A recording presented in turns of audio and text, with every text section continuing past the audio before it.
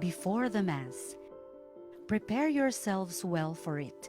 Do not watch it with a cup of coffee in hand. Read the Mass readings to prepare yourselves. Think what you are to thank the Lord for and what to offer to Him this Mass. Remember, you are praying this Eucharist with many other fellow Catholics. During the Mass, stay in reverent gesture throughout the Mass. Pray with the whole family. Join in prayers, response, and singing. At the time of communion, make a spiritual communion. After the Mass, take some moments of silence to read again the scriptural readings and reflect.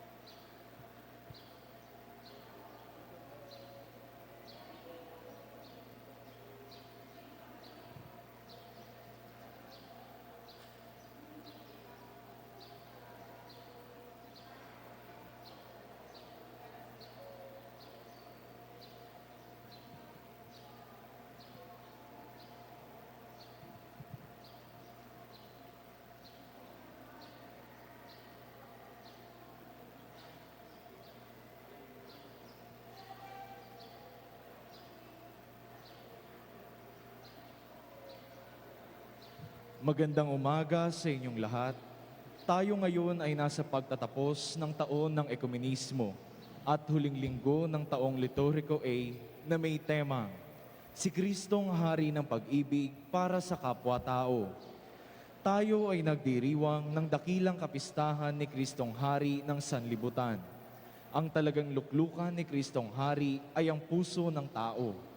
Ang kanyang paghahari ay makikita sa pag-ibig na nananahan sa puso ng kanyang alagad para sa kanyang kapwa-tao.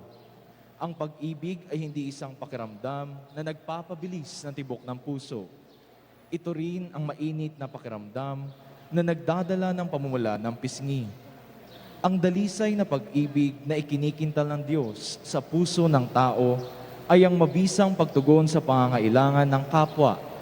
Ang kapwang nagugutom at nauuhaw, ang kapwang walang maisuot at walang matuluyan, ang kapwang may sakit at nasa piitan. Ang pagpapasya ng Panginoon para sa kaligtasan o kapahamakan ay nakabatay sa iisang bagay lamang. Ito ay ang pagmamahal sa kapwa-tao. Anumang kasalanang nagawa ng tao ay mapagtatakpan ng pagmamahal dahil ang pagmamahal ay pumapawi ng maraming kasalanan. Ang mamumuno po sa ating banal na pagdiriwang ay ang apostolikong tagapangasiwa, Bishop Roderick S. Pabilio, D.D. Magsitayo ang lahat at sumabay sa pambungad na awit.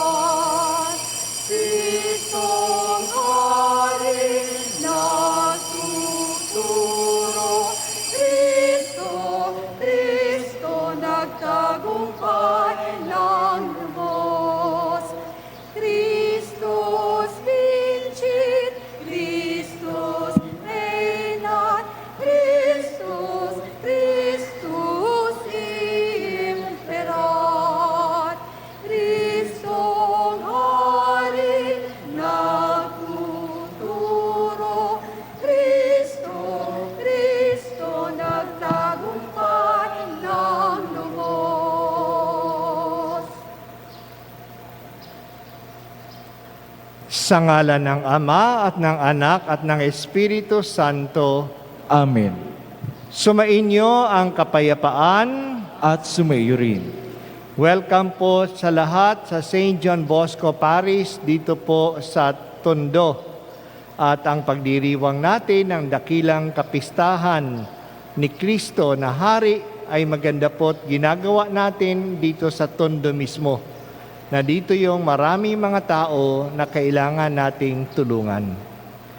Simulan po natin ang banal na pagdiriwang sa pagkilala na tayo'y mga makasalanan at nangangailangan ng awat kalinga ng Diyos.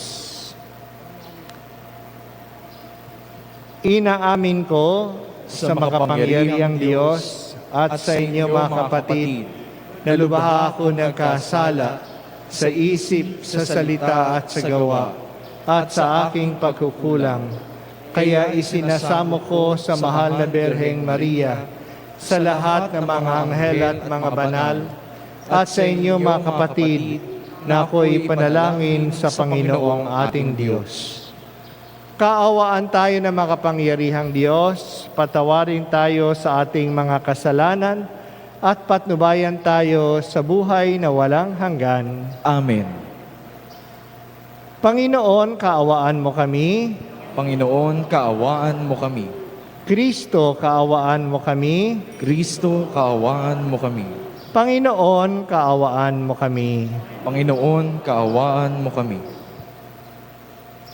Luwalhati sa Diyos ang kaligtasan.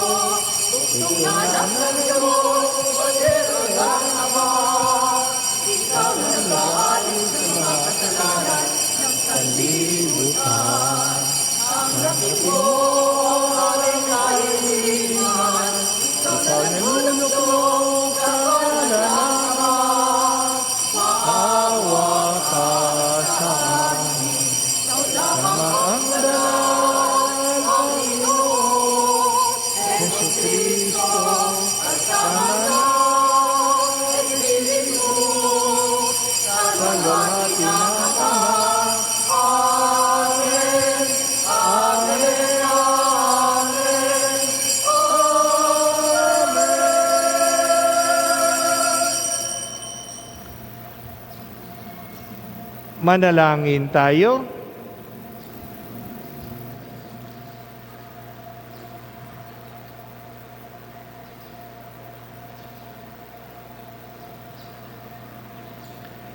Ama naming makapangyarihan, sa iyong anak na pinakamamahal at hari ng sanlibutan, niloob mong pag-isahin ang tanan. Idulot mong ang tanang kinapal na pinalaya sa kaalipinan ay makapaglingkod sa iyong kadakilaan at makapagpuri sa iyo ng walang humpay. Sa pamamagitan ni Hesukristo kasama ng Espiritu Santo, magpasawalang hanggan. Amen. Magsiyo po ang lahat para sa pagpapahayag ng salita ng Diyos. Sa unang pagbasa, ang Panginoon bilang mapagmahal na pastol ang siyang mangangalaga sa kanyang kawan at tutugunan ang kanilang mga pangangailangan. Ngunit siya rin ang maghukom sa lahat at maghihiwalay sa mga tumatalima sa kanyang kalooban at sa mga hindi nagpapahalaga sa kanyang mga pagnanais. Pagbasa mula sa aklat ni Propeta Ezekiel. Ito ang ipinasasabi ng Panginoong Diyos.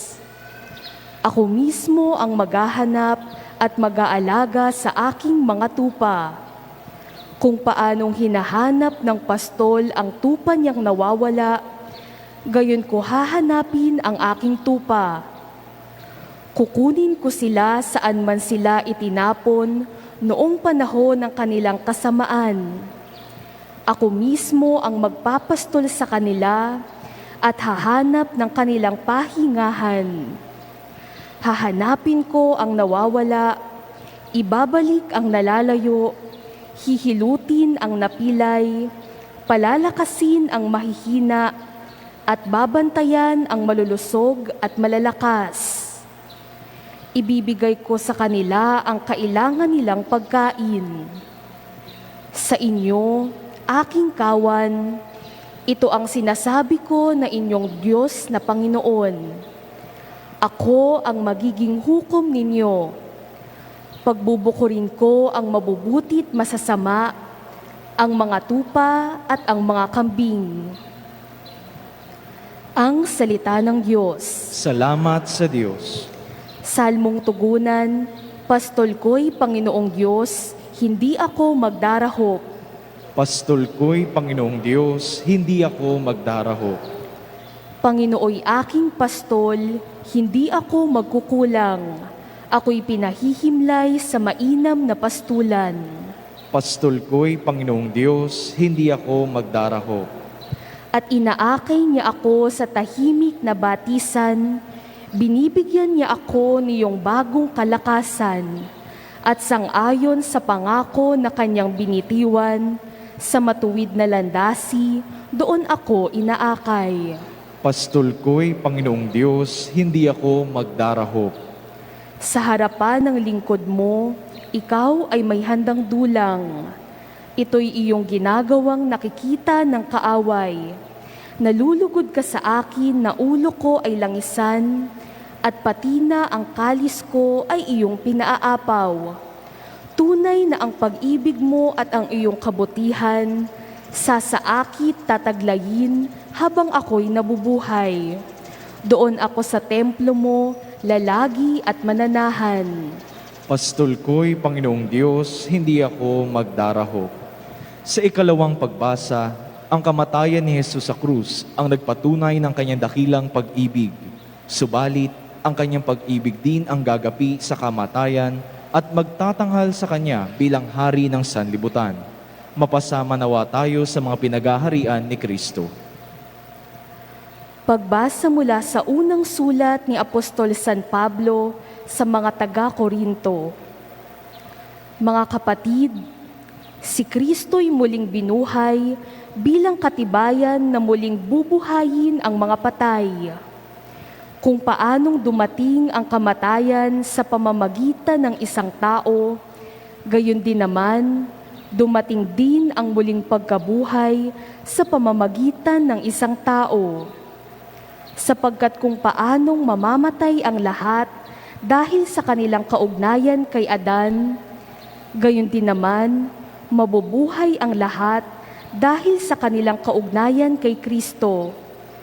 Ngunit ang bawat isa'y sa kanya-kanyang takdang panahon. Si Kristo ang pinakauna sa lahat. Pagkatapos, ang mga kay Kristo sa panahon ng pagparito niya. At darating ang wakas, pagkatapos malupig ni Kristo ang lahat ng kaharian, pamahalaan at kapangyarihan, at ibibigay niya sa Diyos at Ama ang paghahari. Sapagkat si Kristo'y dapat maghari hanggang sa malupig niya at lubusang mapasuko ang kanyang mga kaaway. At kahuli-hulihang kaaway na kanyang pasusukuin ay ang kamatayan. At kapag ang lahat ay nasa ilalim na ng kapangyarihan ni Kristo, ang anak naman ang paiilalim sa kapangyarihan ng Diyos na naglagay sa lahat ng bagay sa ilalim ng kapangyarihan niya. Sa gayon, lubusang maghahari ang Diyos sa kalahat-lahatan. Ang salita ng Diyos. Salamat sa Diyos. Magsitayong lahat at magbigay galang sa mabuting balita.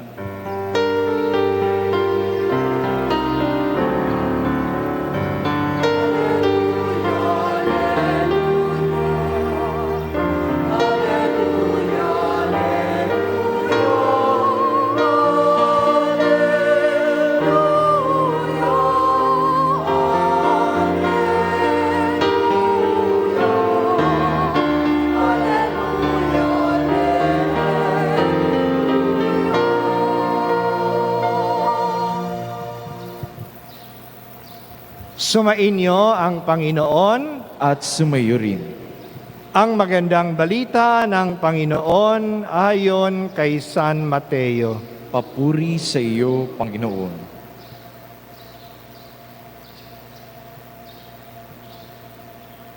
Noong panahong iyon, sinabi ni Jesus sa kanyang mga alagad, "Darating ang anak ng tao bilang hari, kasama ng lahat ng mga anghel, at luluklok sa kanyang maringal na trono. Sa panahong iyon, matitipon sa harapan niya ang lahat ng tao. Sila'y pagbubuklod-buklurin niya, tulad ng ginagawa ng pastol sa mga tupa at mga kambing. Ilalagay niya sa kanyang kanan ang mga tupa at sa kaliwa ang mga kambing. At sasabihin ng hari sa mga nasa kanan, "Halikayo, mga pinagpala ng aking Ama. Pumasok na kayo at manirahan sa kahariang inihanda para sa inyo, mula pa nang likhain ang sanlibutan. Sapagkat ako'y nagutom at inyong pinakain, nauhaw at inyong pinainom. Ako'y isang dayuhan at inyong pinatuloy. Ako'y walang maisuot at inyong pinaramtan, nagkasakit at inyong dinalaw. Ako'y nabilanggo at inyong pinuntahan." Sasagot ang mga matuwid, "Panginoon, kailan po namin kayo nakitang nagutom at aming pinakain, o nauhaw at aming pinainom? Kailan po kayo naging dayuhan at aming pinatuloy, o kaya't walang maisuot at aming pinaramtan? At kailan po namin kayong nakitang may sakit o nasa bilangguan at aming dinalaw?" Sasabihin ng hari, "Sinasabi ko sa inyo, nang gawin ninyo ito sa pinakahamak sa mga kapatid kong ito, ito ay sa akin ninyo ginawa." At sasabihin naman niya sa mga nasa kaliwa, "Lumayo kayo sa akin, mga sinumpa. Kayo'y pasaapoy na di mamamatay. na inihanda para sa diablo at sa kanyang mga kampon. Sapagkat ako'y nagutom at hindi ninyo pinakain, nauhaw at hindi ninyo pinainom. Ako'y naging isang dayuhan at hindi ninyo pinatuloy. Ako'y nawala ng maisuot at hindi ninyo pinaramtan. Ako'y may sakit at nasa bilangguan at hindi ninyo dinalaw. At sasagot din sila, Panginoon, kailan po namin kayo nakitang nagutom, nauhaw, naging dayuhan, nawala ng maisuot, may sakit o nasa bilangguan, at hindi namin kayo pinaglingkuran. At sasabihin sa kanila ng hari, sinasabi ko sa inyo, nang pinagkaitan ninyo ng tulong ang pinakahamak sa mga ito, ako ang inyong pinagkaitan. Itataboy ang mga ito sa kaparusahang walang hanggan, ngunit ang mga matuwid ay tatanggap ng buhay na walang hanggan. Ang magandang balita ng ating kaligtasan. Pinupuri ka namin, Panginoong Hesukristo. Magsiyo po ang lahat at makinig sa homilya.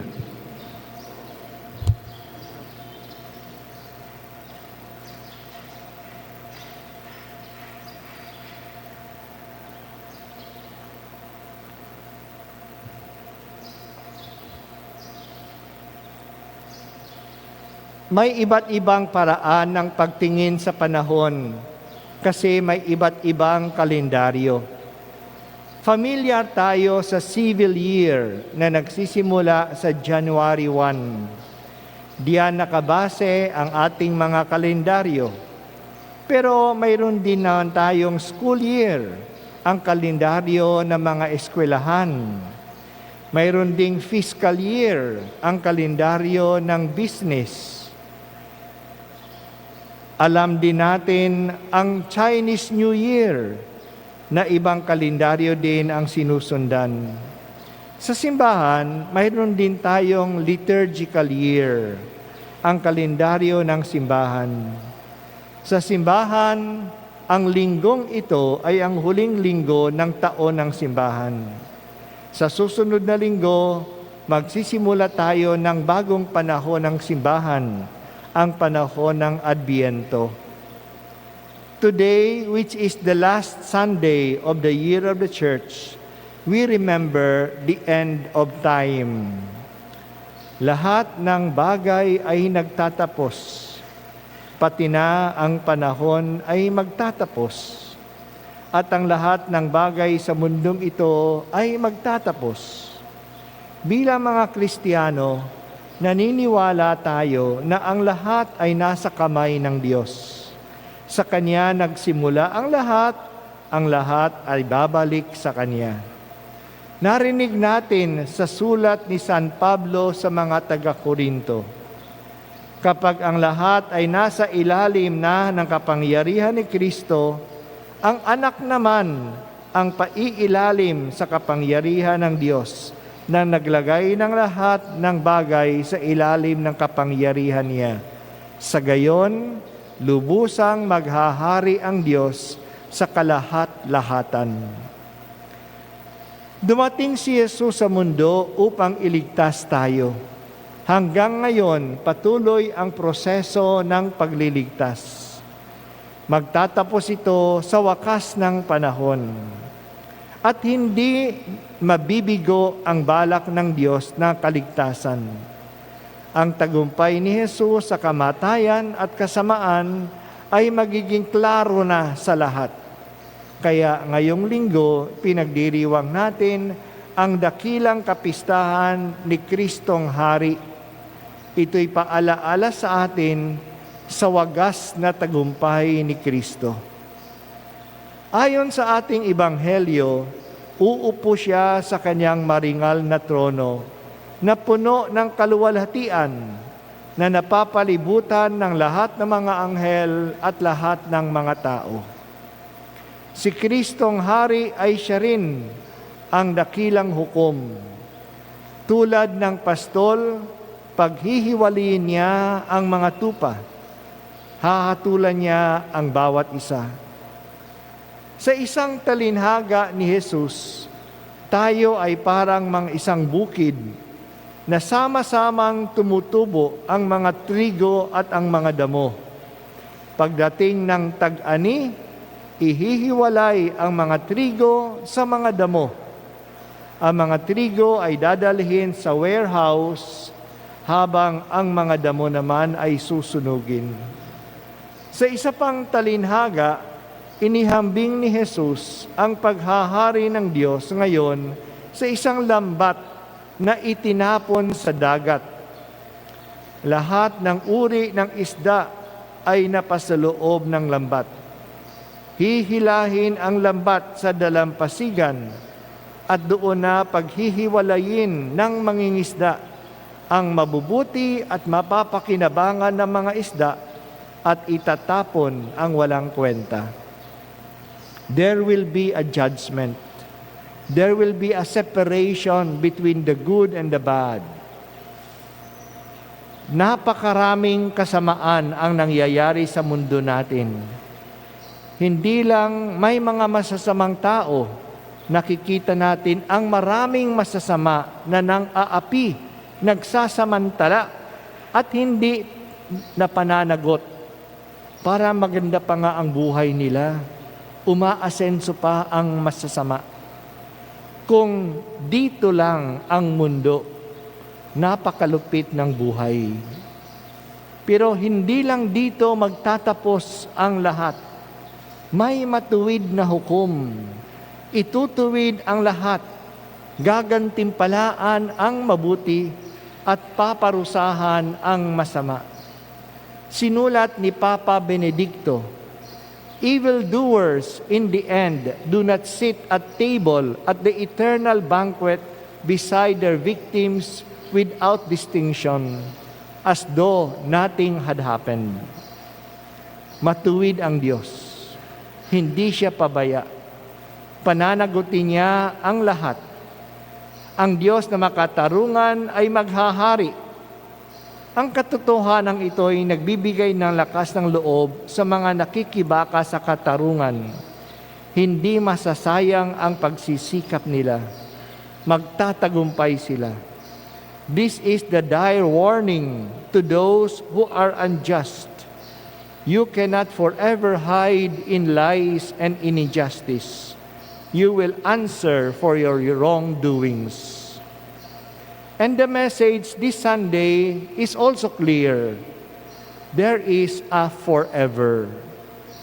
Magpasawalang hanggan ang kaligayahan sa langit na inihanda ng Diyos para sa atin at magpasawalang hanggan ang parusa sa impyerno na inihanda ng Diyos. Hindi para sa atin, kundi para sa diablo at sa kanyang mga kampon. Doon pupunta ang masasama. Wala pa tayo sa wakas ng panahon, pero papunta tayo roon. At bawat sandali, lumalapit tayo sa wakas ng panahon. Mabuti at sinabi na sa atin ngayon ng salita ng Diyos kung ano ang batayan ng paghuhusga sa bawat isa sa atin. Magbibigay sa atin ng test ang Diyos. Ang huli at pinakamahalagang test sa ating buhay. At ibinigay na niya ang test question. Kailangan na lang natin sagutin sa pang-araw-araw na buhay natin ngayon ang test question na ito. There will be no surprise question. Kung hindi binigay ni Jesus ang test question, magugulat tayo.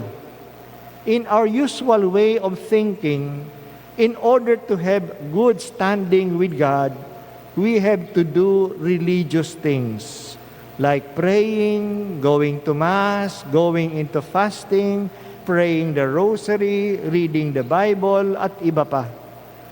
Pero hindi tayo gaanong titingnan sa mga pansimbahang gawain tulad ng mga ito. Tatanungin tayo sa mga ginawa natin sa ating kapwa.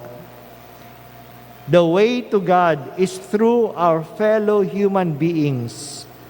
Yes, we do religious things, but these are only means so that we can approach and do good to our fellow human beings. The religious things and activities that we do are not ends in themselves. They are means to lead us to people. The religious activities should make us more human to others. And being more human, we become more divine. Isa pang sorpresa kung hindi agad sinabi ni Jesus. Para sa marami, mabuti na tayo kung hindi tayo gumagawa ng masama sa iba. Hindi naman ako nagnanakaw. Hindi man ako pumatay. Hindi naman ako nanira sa iba. Pero ayon kay Jesus, titingnan ng Diyos ang mga kabutihang ginawa natin o hindi natin ginawa. Naging masama tayo at ganon kasama na ipapatapan tayo sa impyerno dahil sa kabutihan na hindi natin ginawa. Hindi nagpakain, hindi bumisita, hindi nag-alaga. We should consider this seriously because many of us do not do bad things to others. However, we also do not go out of our way to do good to others. And there are so many others to do good to. And who are these others? Not the big people in our society, not our relatives and friends. Yung mga hindi pinapansin, yung isinasantabi, yung binabaliwala. Maraming mga tao na nandyan pero hindi natin nakikita at hindi pinapansin.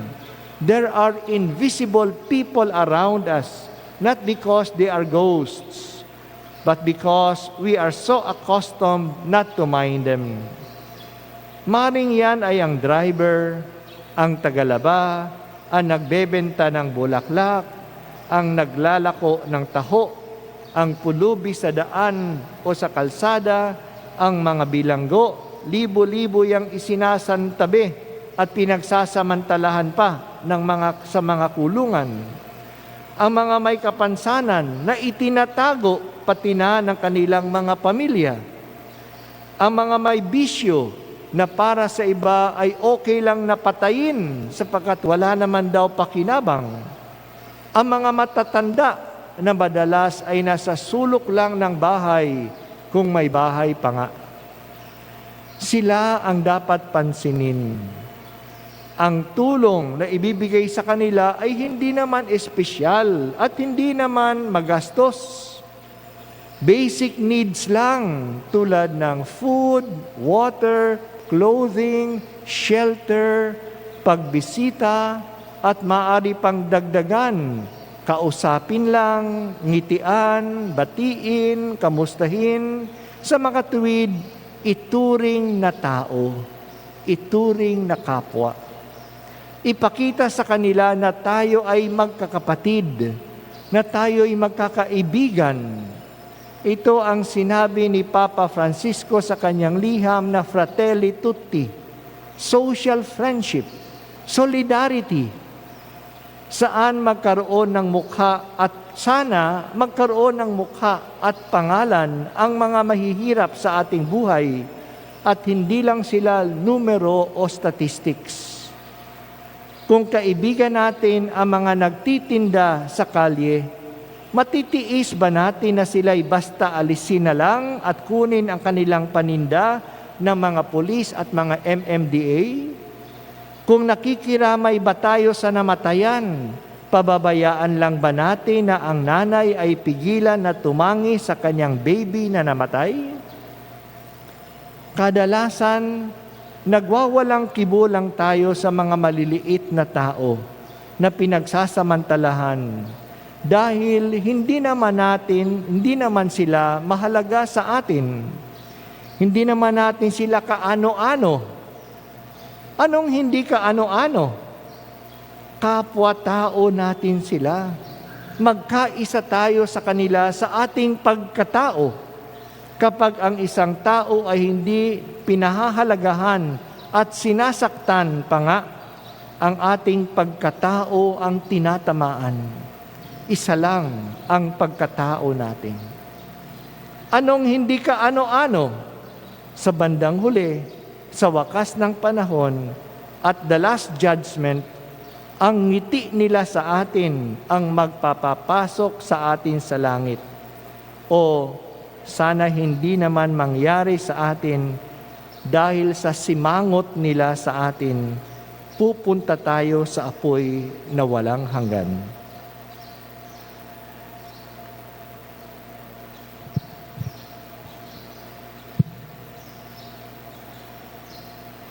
Tumayo po tayong Magsitayo. lahat at sabay-sabay po natin ngayon ipahayag ang pananampalataya na nagbubuklod sa atin bilang bayan ng Diyos.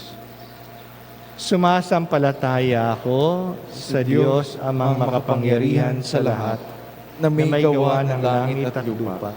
Sumasampalataya naman ako kay Jesucristo, iisang anak ng Diyos, Panginoon nating lahat. Nagkatawang tao siya, lalang ng Espiritu Santo, ipinanganak ni Santa Mariang Birhen, pinagpakasakit ni Poncio Pilato, ipinako sa krus na matay inilibing, nanaog sa kinaroroonan ng mga yumao, nang may ikatlong araw na buhay na maguli, umakyat sa langit, naluluklok sa kanan ng Diyos ang mga makapangyarihan sa lahat. Doon magmumula ang paglilito at huhukom sa nangabubuhay at ng matay na tao. Sumasampalataya naman ako sa Diyos Espiritu Santo, sa banal na simbahang katolika, sa kasamahan ng mga banal, sa kapatawaran ng mga kasalanan, sa pagkabuhay na muli ng namatay na tao, at sa buhay na walang hanggan. Amen. Hingin natin sa Diyos na lumakas ang ating pag-ibig sa ating kapwa at magtamasa ng ligayang walang katapusan. Para sa bawat kahilingan ang ating itutugon, Amang bukal ng pag-ibig, dinggin mo ang aming panalangin. Amang bukal ng pag-ibig, dinggin mo ang aming panalangin. Para sa mga namumuno sa simbahan, upang pangunahan nila ang kanilang kawan sa pagmamahal ng lubos sa kapwa at sa pagtugon sa kanilang mga pangangailangan sa buhay, manalangin tayo sa Panginoon. Amang bukal ng pag-ibig, dinggin mo ang aming panalangin. Para sa mga namumuno sa ating bansa, lalo na sa panahong ito ng COVID-19 pandemic, upang maging tunay ang kanilang pagmamalasakit sa mga pangangailangan ng ating mga kababayan, manalangin tayo sa Panginoon. Amang bukal ng pag-ibig, dinggin mo ang aming panalangin. Para sa lahat ng mga kumikilos sa ating mga pagamutan at nagsisikap na sugpuin ang pagkalat ng COVID-19 at para na rin sa mga kawani ng pamahalaang nagpapanatili ng kaayusan sa ating lipunan, upang ang pagmamahal sa kapwang ipinamamalas nila ay suklian ng Diyos ng ligayang walang katapusan. Manalangin tayo sa Panginoon. Amang bukal ng pag-ibig, dinggin mo ang aming panalangin. Para sa ating lahat ng mga Kristiyano, upang sa taong ito ng ekumenismo ay lumago tayo sa pag-ibig sa kapwa at ito ang maging mabisang daan tungo sa panunumbalik at pagkakaisa sa simbahan. Manalangin tayo sa Panginoon. Amang bukal ng pag-ibig, dinggin mo ang aming panalangin. Para sa ating lahat na nananalangin sa linggong ito, upang ang pagtatapos ng taon ng simbahan ay magdulot sa atin ng pagtatapos din ng ating kasakiman at pagiging makasarili. Manalangin tayo sa Panginoon. Amang bukal ng pag-ibig, dinggin mo ang aming panalangin. Tahimik nating ipanalangin ang ating mga sariling kahilingan.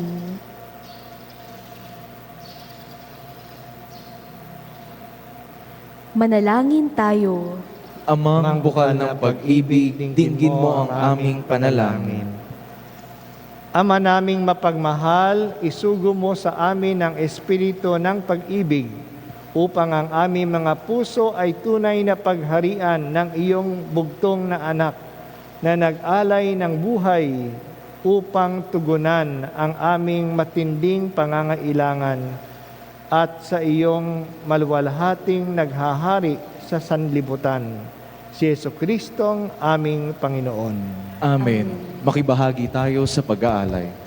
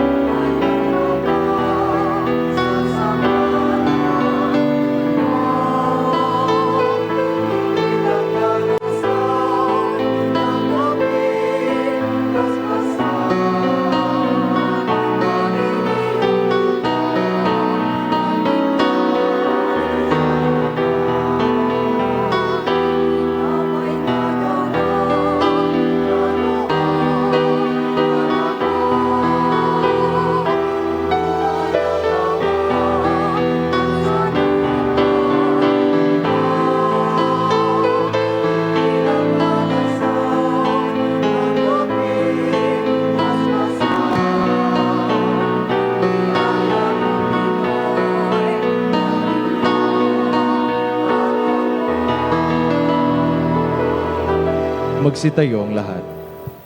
Manalangin kayo mga kapatid upang ang paghahain natin ay kalugdan ng Diyos amang makapangyarihan.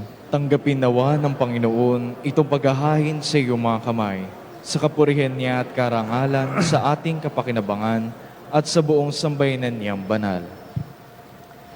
Ama naming lumikha, sa paghahain namin ng mga alay sa kapagkakasundo ng sangkatauhan, iniluluhog namin ang iyong anak naway magbigay ng mga kaloob na pagkakaisa at kapayapaan sa pamamagitan niya kasama ng Espiritu Santo magpasawalang hanggan. Amen.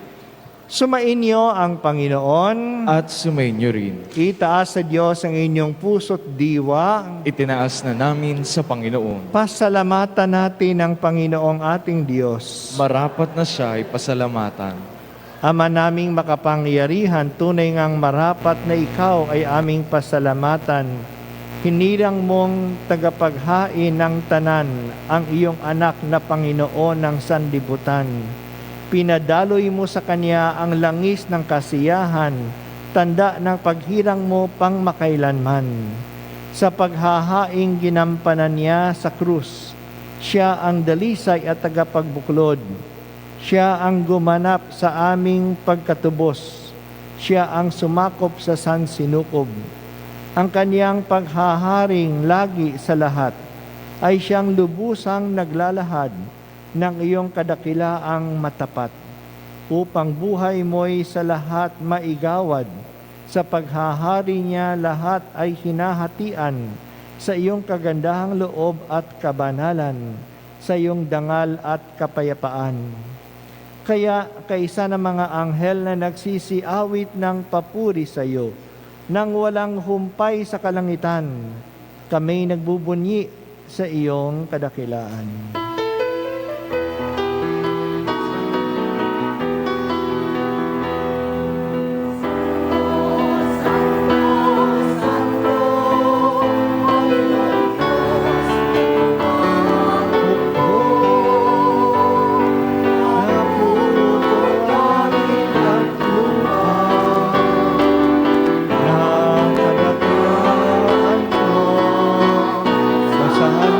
Sana sa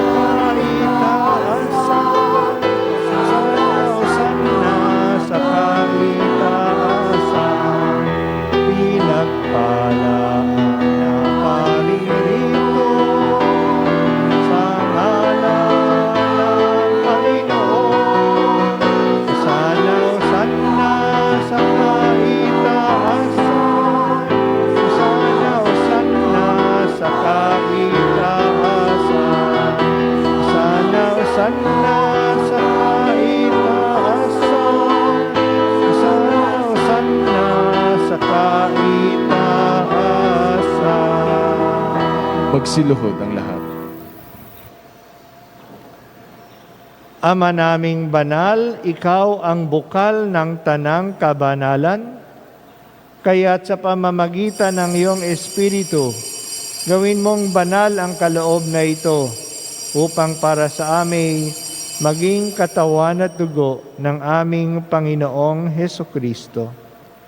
Bago niya pinagtiisang kusang loob na maging handog, hinawakan niya ang tinapay, pinasalamatan kaniya, pinaghati-hati niya iyon, iniabot sa kaniyang mga alagad at sinabi, "Tanggapin ninyong lahat ito at kanin, ito ang aking katawan na ihahandog para sa inyo."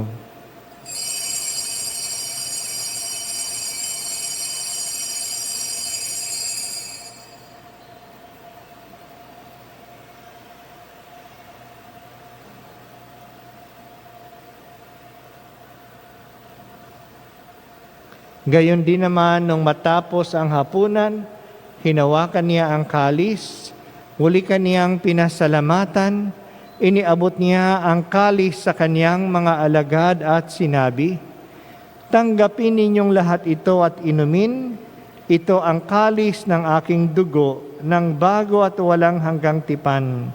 Ang aking dugo na ibubuhos para sa inyo at para sa lahat, sa kapagpapatawad ng mga kasalanan. Gawin ninyo ito sa pag-alala sa akin."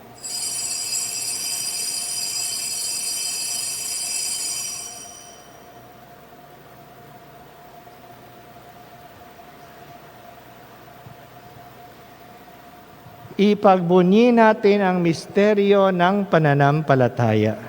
Sa krus mo at pagkabuhay, kami natubos mong tunay. Poong Jesus naming mahal, iligtas mo kaming tanan, ngayon at magpakailanman.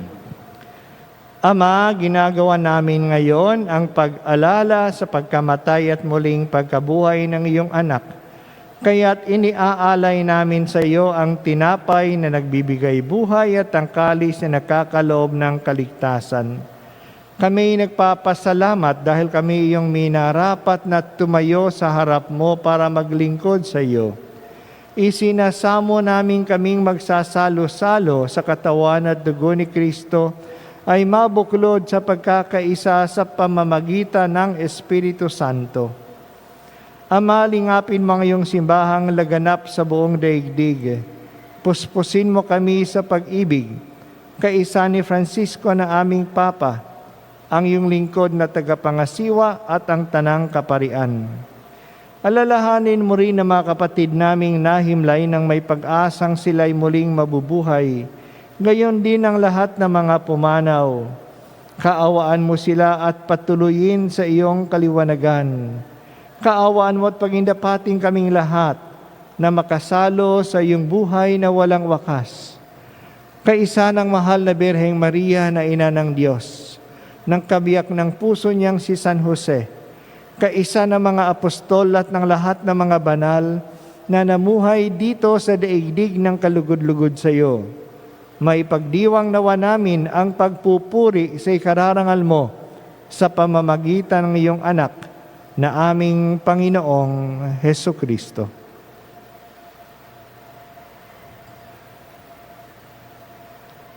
Sa pamamagitan ni Kristo, kasama niya at sa Kanya, ang lahat ng parangal at papuri ay sa iyo, Diyos Amang makapangyarihan, kasama ng Espiritu Santo, magpasawalang hanggan.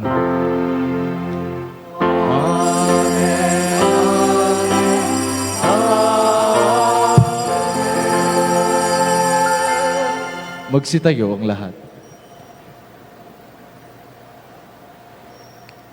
Sa tagubili ng manakagagaling na utos sa turo ni Jesus na Panginoon natin at Diyos, ipahayag natin ang lakas loob.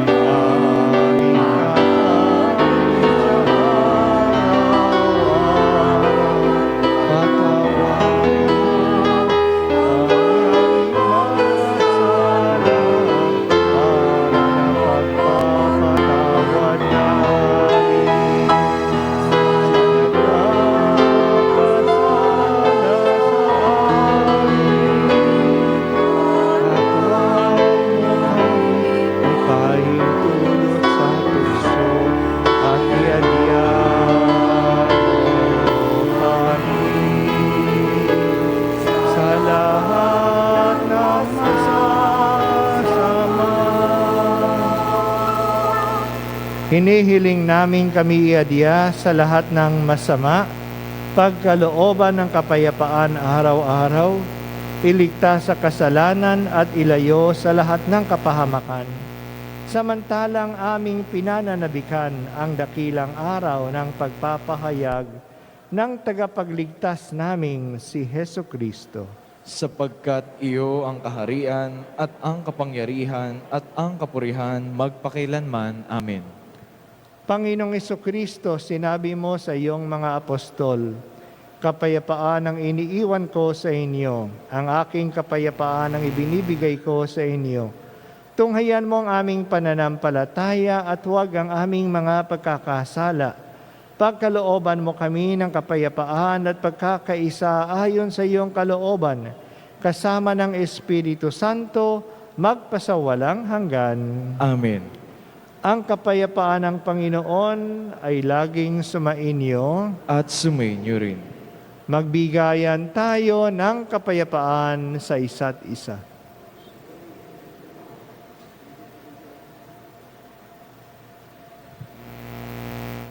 Kordero ng Diyos na nag-aalis ng mga kasalanan ng sanlibutan, maawa ka sa amin. Kordero ng Diyos na nag-aalis ng mga kasalanan ng sanlibutan, maawa ka sa amin. Kordero ng Diyos na nag-aalis ng mga kasalanan ng sanlibutan, ipagkaloob mo sa amin ang kapayapaan. Magsiluhod ang lahat.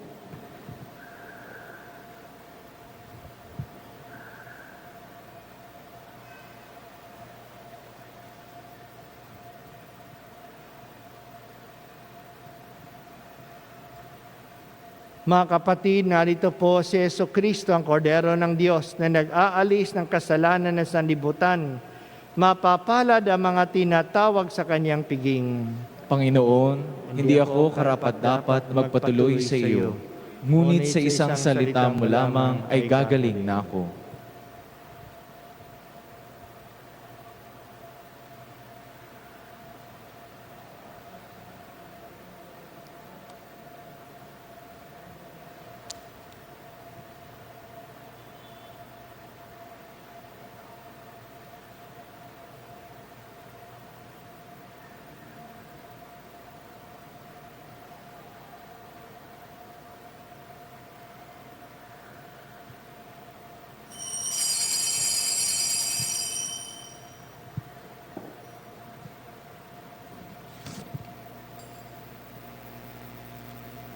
Para sa Ang mga salita ni Kristo, ang katawan Amen. ni Kristo,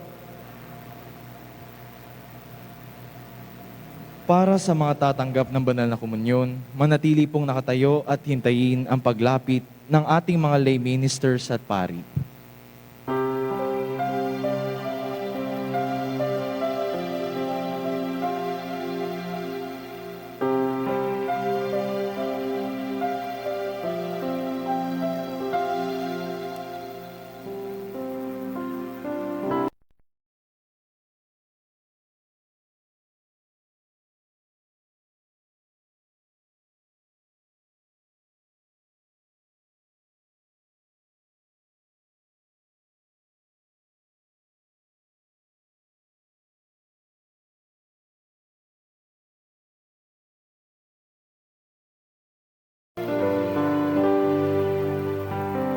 Espiritual na komunyon. Mahal kong Jesus, nananampalataya akong ikaw ay nasa kabanal-banalang sakramento. Minamahal kita sa lahat at nagnanais akong tanggapin ka sa aking kaluluwa. Bagamat hindi kita matatanggap bilang isang sakramento sa ngayon, naway bumisita at manatili ka sa aking puso. Niyayakap ko ang iyong presensya at nakikipagkaisa ang buong pagkatao ko sa iyo. Huwag mo sanang hayaang mawaglit ako sa iyong piling. Amen.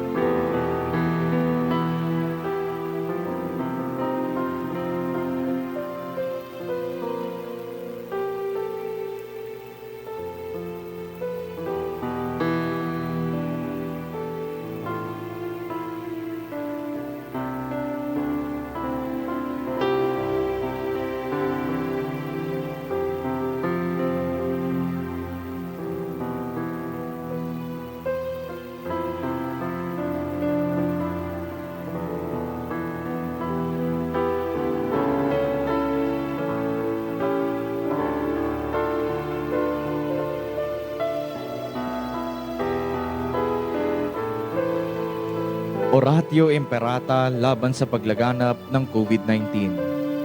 Makapangyarihan at mapagmahal na Ama, nagsusumamo kami sa iyo upang hilingin ang iyong patnubay laban sa COVID-19 na nagpahirap sa marami at kumitil na ng mga buhay.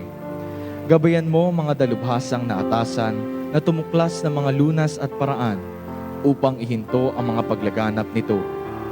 Patnubayan mo ang mga lumilingap sa may sakit upang ang kanilang pagkalinga ay malakipan ng husay at malasakit. Tinataas namin ang mga nagdurusa. Makamtan nawa nila ang mabuting kalusugan. Lingapin mo rin ang mga kumakalinga sa kanila. Pagkamtin mo ng kapayapaang walang hanggan ang mga pumanaw na. Pagkalooban mo kami ng biyaya na magtulong-tulong tungo sa ikabubuti ng lahat. Pukawin sa amin ang pagmamalasakit sa mga nangangailangan. Nagsusumamo kami na iyong ihinto na ang paglaganap ng virus at ipagadya kami sa lahat ng mga takot. Hinihiling namin ito sa pamagitan ni Jesucristo na nabubuhay at nagaharing kasama mo at ng Espiritu Santo, iisang Diyos magpasawalang hanggan. Amen. Dumudulog kami sa iyong patnubay, mahal na Ina ng Diyos. Pakinggan mo ang aming mga kahilingan sa aming pangangailangan at ipagadya mo kami sa lahat ng kasamaan, maluwalhati at pinagpalang Birhen. Amen. Maria, mapagpagaling sa mga may sakit at mapag-ampon sa mga Kristiyano, ipanalangin mo kami. San Rafael Arcangel, ipanalangin mo kami. San Roque, ipanalangin mo kami. San Lorenzo Ruiz, ipanalangin mo kami. San Pedro Calungsod, ipanalangin mo kami. Magsitayo ang lahat. Manalangin tayo.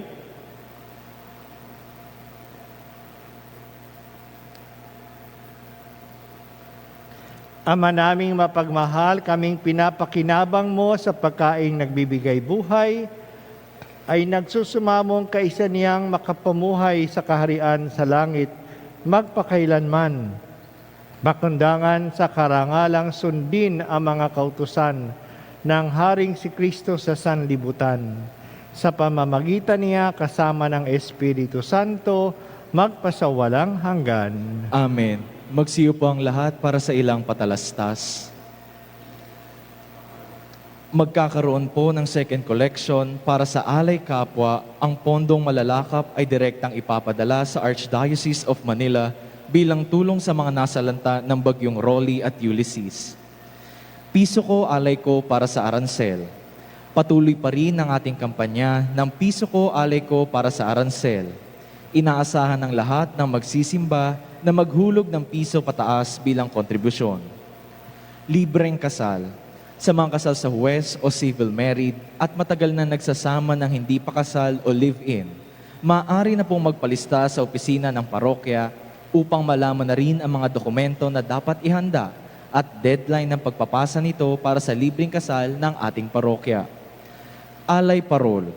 May nakalaan na lamesa sa labas ng simbahan sa mga nais bumili ng parol na maaari ninyong mailagay sa inyong bahay at pwede rin mailagay sa loob ng simbahan bilang dekorasyon sa nalalapit na Kapaskuhan. TVET registration.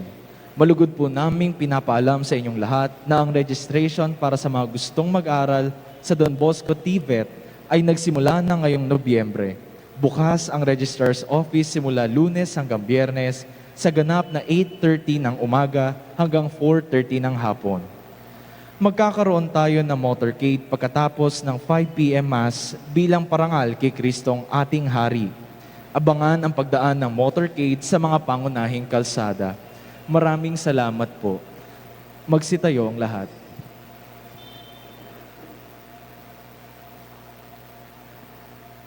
Sumainyo ang Panginoon At sumainyo rin. at pagpalain kayong lahat ng ating makapangyarihang Diyos, Ama, Anak, at Espiritu Santo. Amen. Humayo tayo at dalhin natin ang pag-ibig at kapayapaan ni Kristo. Salamat sa Diyos.